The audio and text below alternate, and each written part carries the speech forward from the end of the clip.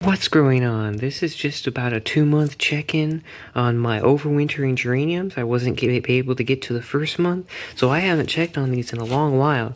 But look at this, you can see they are still alive.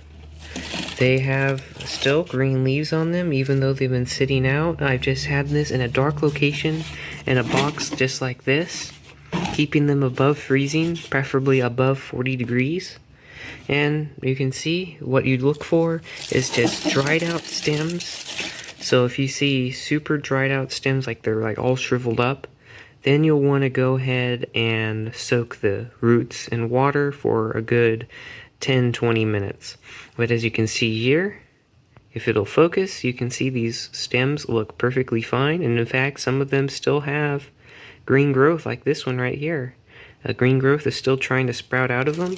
So that is an encouraging sign to see. So yeah, right here at the top, that is a sign of a super dried out stem, because if you go down further the stem, that's still alive. So I will go ahead and trim that dead section off, and I will probably soak this geranium a little bit because it does need some water.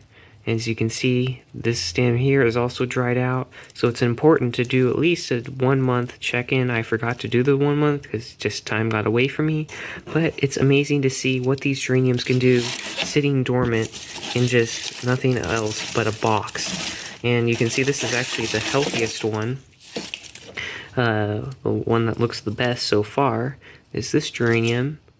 You can see the stems are starting to shrivel up, so I will go ahead and trim this, and I will soak this as well. That is why soaking is needed, because after a while, in dry winter climates especially, the stems will start to shrivel up, and the opposite can happen in wet winter climates where you want to keep an eye out for rot.